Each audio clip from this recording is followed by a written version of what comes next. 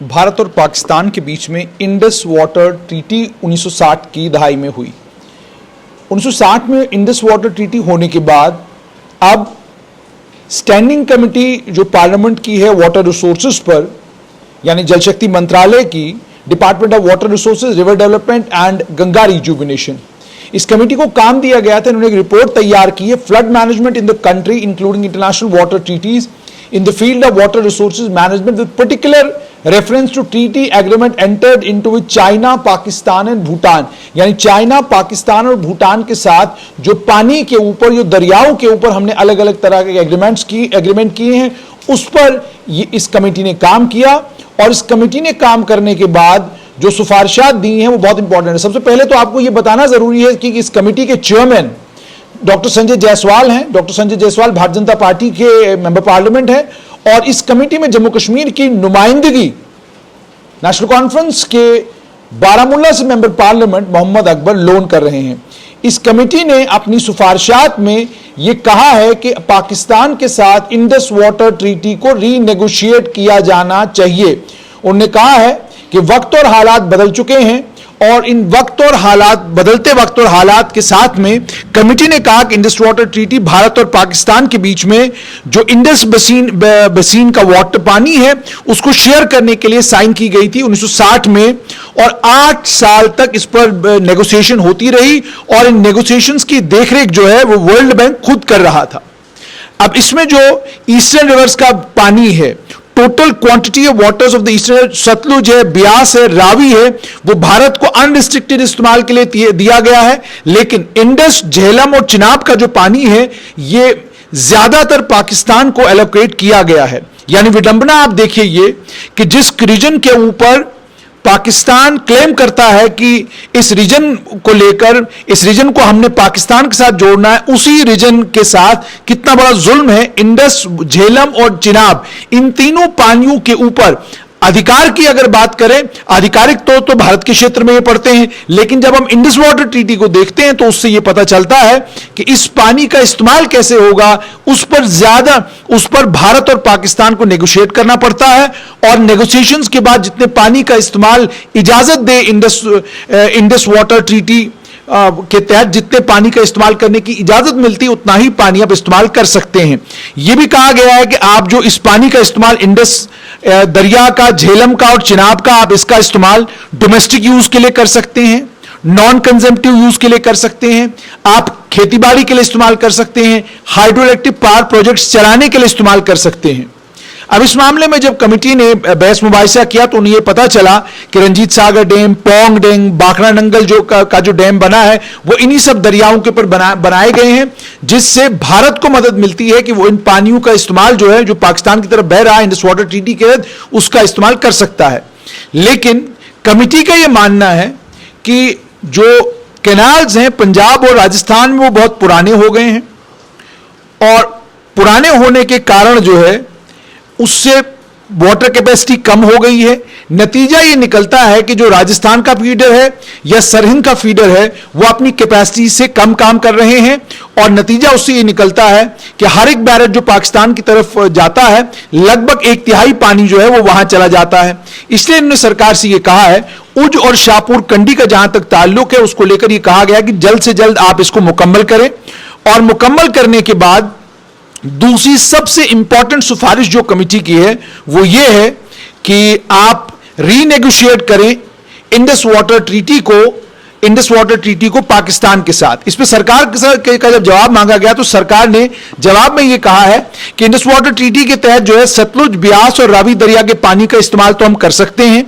और ये भारत को ये भी परमिट करता है वेस्टर्न वाटर्स जो है उनको नॉन कंजम्पटिव पर्पसेस के लिए भी आप इस्तेमाल कर सकते हैं। इससे आप हाइड्रो इलेक्ट्रिक पावर भी जनरेट कर सकते हैं। और उसके बाद उन्होंने ये भी कहा कि जल शक्ति विभाग जल्द से जल्द उज और शाहपुर कंडी प्रोजेक्ट जो उनको मुकम्मल करेगा और शाहपुर कंडी जो डैम है उसको मुकम्मल करने के लिए नेशनल प्रोजेक्ट इसको कह दिया गया है। जितना ज्यादा पैसा जरूरत होगा वो दिया जाएगा ताकि जल्दी से जल्दी शाहपुर कंडी जो है वो मुकम्मल हो जाए। और आपको जानकर ये खुशी होगी कि शाहपुर कंडी बराज को केंद्र सरकार ने कहा है कि दिसंबर 2022 से पहले उसको मुकम्मल किया जाएगा और जहां तक उज हाइड्रो इलेक्ट्रिक प्रोजेक्ट का ताल्लुक है उसे भी 2024 मार्च से पहले प्रोजेक्ट मुकम्मल किया जाएगा। तो उन्होंने कहा है कि इससे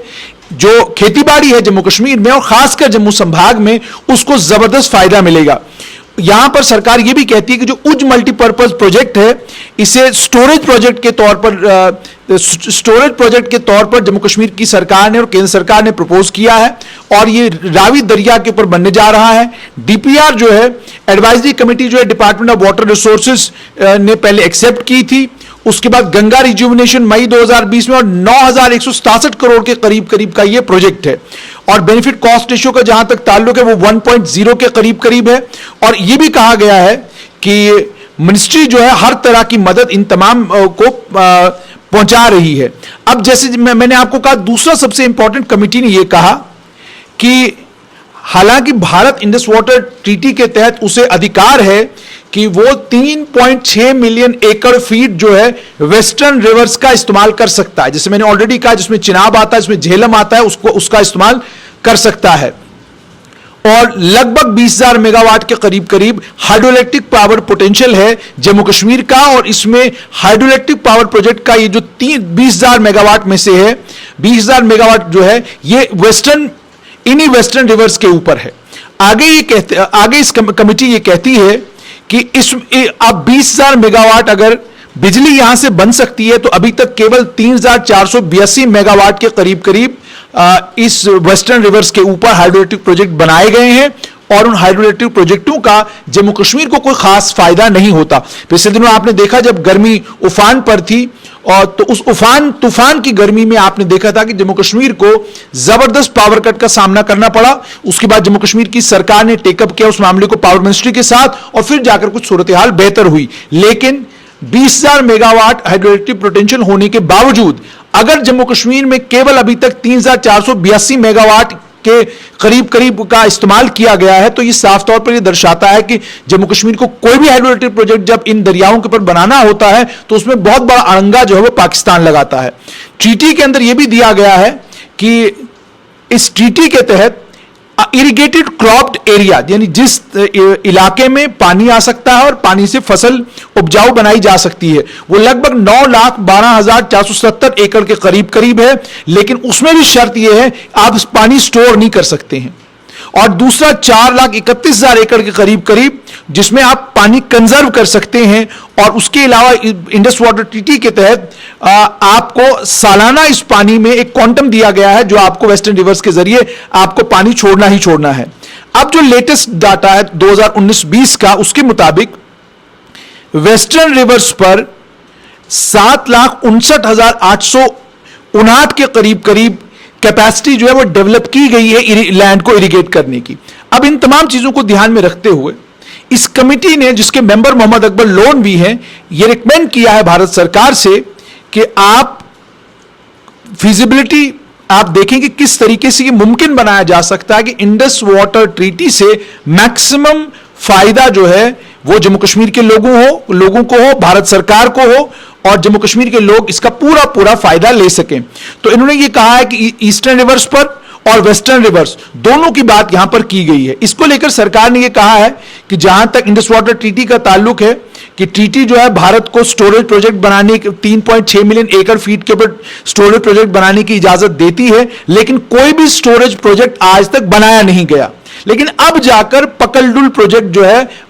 मरुसूदर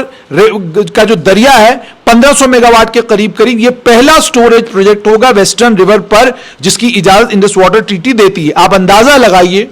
कि 20,000 मेगावाट के करीब हाइड्रोइलेक्ट्रिक पोटेंशियल जम्मू कश्मीर का है, लेकिन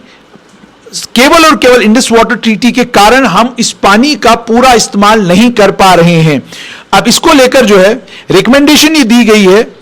उनने रिकमेंडेशन दी गई है कि इसमें कोई शक नहीं कि इंडस वाटर ट्रीटी जो है वक्त के साथ जिंदा रही है, लेकिन ये ट्रीटी उस वक्त की गई थी, उस लिमिटेड इल्म के साथ की गई थी जो उस दौर में लोगों को पानी से जुड़ा हुआ इल्म लोगों के पास था या खेती बाड़ी से जुड़ा हुआ इल्म लोगों के पास था।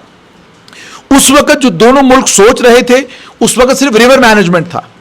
और पानी का इस्तेमाल था कि भाई आप डैम बनाएंगे, बैराजेस बनाएंगे, कैनाल्स बनाएंगे, हाइड्रो इलेक्ट्रिक पावर जनरेशन बनाएंगे। लेकिन अब जो है हालात बदल चुके हैं। क्लाइमेट चेंज का मसला है, ग्लोबल वार्मिंग का मसला है, एनवायरमेंटल इंपैक्ट असेसमेंट की बात है। ये तमाम चीजें ट्रीटी जिस वक्त हुई, इन तमाम चीजों को खातिर में नहीं लाया गया था। ना ये देखा गया था कि इंडस वाटर ट्रीटी के कारण क्लाइमेट चेंज जो है उसका असर जब जम्मू पर पड़ना शुरू हो जाएगा तो पानी की जो डिमांड जम्मू में बढ़ेगी उसको कैटर कैसे किया जाएगा।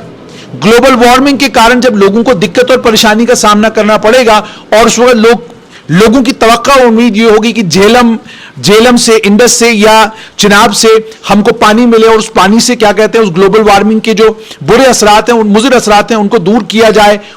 उन चीजों को भी खातिर में नहीं लाया गया था। और तीसरी सबसे इंपॉर्टेंट बात की एनवायरनमेंट पर, आप जानते हैं आजकल आपने देखा भी होगा कि एक बारिश के बाद जो है पूरी नेशनल हाईवे जो है वो डिस्टेबलाइज हो जाती है। जब आपने नेशनल हाईवे बनाई उस वक्त आपने इन चीजों का ख्याल नहीं रखा कि वक्त के साथ लोग जंगल काट देंगे, वक्त के साथ लोग पेड़ काट देंगे और पूरी तबाही मच जाएगी एक इलाके में और नतीजतन जो है वहां पर सैलाब भी आ सकते हैं। तो ये चीजें उस वक्त जो है, चूंकि उस वक्त टेक्नोलॉजी जिस तरह की थी, अब इस कमेटी ने यह कहा है कि वक्त आ चुका है कि दोनों मुल्कों को, हिंदुस्तान और पाकिस्तान को, दोनों मुल्कों को इसको लेकर सोचना है। और इस कमेटी ने जैसे मैंने आपको बताया, chairman doctor Sanjay Jaiswal Bharatiya Janata party के मेंबर पार्लियामेंट है, उन्होंने ये कहा है कि आप रीनेगोशिएट करें इस ट्रीटी को ताकि एक इंस्टीट्यूशनल स्ट्रक्चर, एक लेजिस्लेटिव फ्रेमवर्क जो है वो तैयार किया जा सके क्लाइमेट चेंज को लेकर, पानी की वाटर अवेलेबिलिटी को लेकर इंडस बसीन में और बाकी जो चैलेंजेस हैं जो ट्रीटी के अंदर कवर्ड नहीं है। तो कमेटी ने खास तौर पर मरकजी सरकार से ये गुजारिश की है कि आप फौरन जो है डिप्लोमेटिक जितने भी हथियार हैं उनका इस्तेमाल करें और इंडस वाटर ट्रीटी को पाकिस्तान के साथ रीनेगोशिएट करें। अभी जो सिफारिश कमेटी की आई, इसको लेकर मरकजी सरकार का पॉइंट ऑफ व्यू क्या है। इंडस वाटर ट्रीटी 1960 में जो है वो साइन की गई इंडिया और पाकिस्तान के बीच में। परमानेंट इंडस कमीशन जो है, जिसमें दोनों मुल्कों के कमिश्नर हैं, वो काम कर रहा है, उनके पास एडवाइजर्स भी हैं, वो एस्टैब्लिश किया गया इस ट्रीटी के तहत। और जहां पर बहुत सारे सवाल और जवाब जो ट्रीटी को लेकर हैं वो उन सवाल जवाब होते हैं और सवालों के जवाब भी दिए जाते हैं। अब आर्टिकल 12 की बात की गई है जिसमें यह कहा गया है, The provisions of this treaty may from time to time be modified by a duly ratified treaty concluded for that purpose between the two governments. अब ये कहा गया था इंडस वाटर ट्रीटी में कि ये इस वक्त तो ट्रीटी हो गई, लेकिन वक्तन फवक्तन वक्त और हालात को मद्देनजर रखते हुए दोनों मुल्क जो है मिलकर इस ट्रीटी को रेटिफाई कर सकते हैं, इसमें बदलाव ला सकते हैं। आर्टिकल 4 के तहत इस ट्रीटी के जो प्रोविजंस हैं और जो प्रोविजंस इस ट्रीटी के मॉडिफाई किए गए हैं पैराग्राफ 3 में, यह कहा गया है कि यह तब तक रेटिफाइड ट्रीटी रहेगी जो दोनों मुल्कों के बीच में की गई। अब यानी इस ट्रीटी के अंदर ही बाज़ाब्ता प्रोविजंस हैं जिन प्रोविजंस का इस्तेमाल करके इस ट्रीटी को रेटिफाई किया जा सकता है। तो इसको लेकर कमेटी के इन ख्यालात को ध्यान में रखते हुए हुकूमत ने यह कहा है कि ट्रीटी को दोनों मुल्क मिलकर मॉडिफाई कर सकते हैं। और उन्होंने यह कहा कि जो कमेटी की सिफारिशात हैं हम एक्सटर्नल अफेयर्स मिनिस्ट्री के साथ शेयर करेंगे,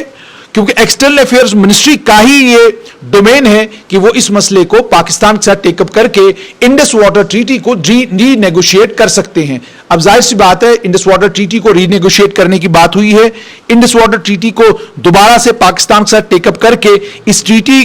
को इस हद तक मॉडिफाई करने की बात की जा रही है कि 20,000 मेगावाट के करीब जो hydro electric potential western rivers में है, उस हाइड्रो इलेक्ट्रिक पोटेंशियल का मुकम्मल इस्तेमाल जो है वो भारत सरकार कर सके, जम्मू कश्मीर के लोग भी उससे फायदा ले सकें।